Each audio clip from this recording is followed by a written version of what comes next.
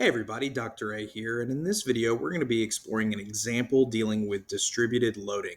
But before we dive into it, don't forget to hit like and subscribe and be on the lookout for other content like this. Alright, let's get started. Alright, in this example we're being asked to compute the resultant force and its location measured from point B. And this is our figure given here. So let's talk about this figure here.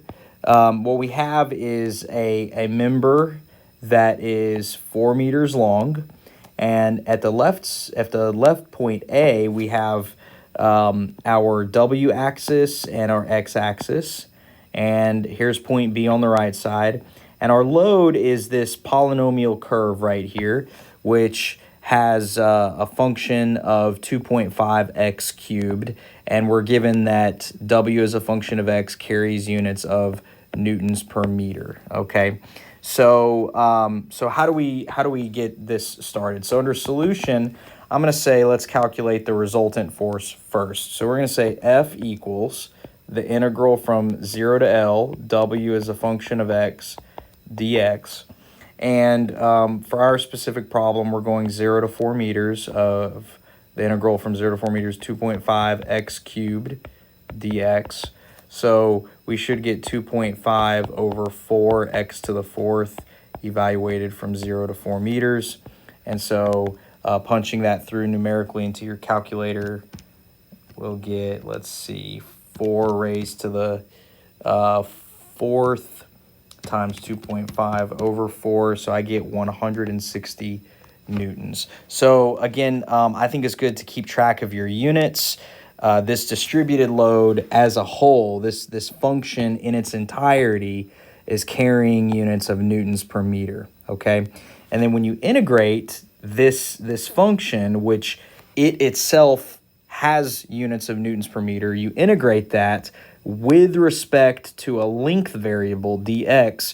Remember, it's like you're saying newtons per meter times meters, right? That's how you end up with just newtons at the end of it all right? So that's our equivalent force. Now, what about x bar? Now, got to be careful. This problem says compute its location from point B, measured from point B. Our origin and our function are based on point A being 0, 0. So I would say go ahead and compute x bar with respect to point A.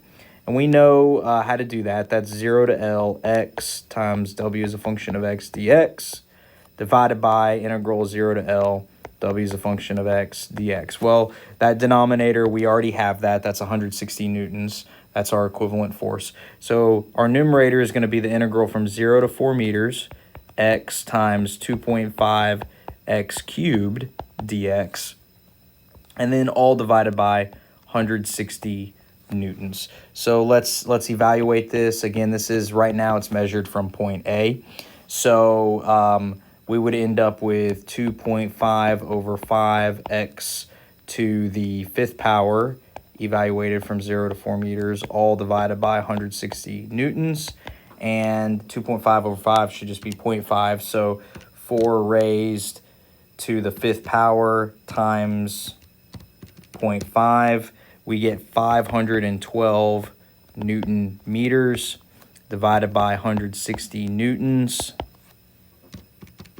And we're left with 3.2 meters. Now, again, I didn't necessarily embed all the units in here, but I just want to point them out. Where did I get this Newton meter units attached to the 512? Well, remember, our top integral, our numerator integral, is x, which is a length variable, times the distributed load, which carries units of newtons per meter, and then the dx operation multiplies in an additional length. So you have like length times force divided by length times length again. So that's where you end up getting force times length as your net unit for the numerator. And then, of course, the newtons cancel here. All right, so if you stopped here and you put 3.2 meters, you're technically wrong. to get we could call it X bar measured from point B, we need to say 4 meters minus 3.2 meters, which will give us 0.8 meters. And that's really what the problem asked for, right? So the equivalent system, if you wanted to draw that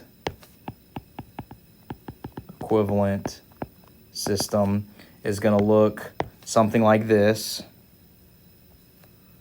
And we're going to have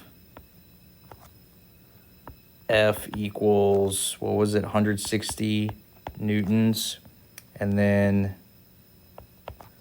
this measurement is 3.2 meters, but the measurement we were really being asked for was this 0.8 meters. And that's it.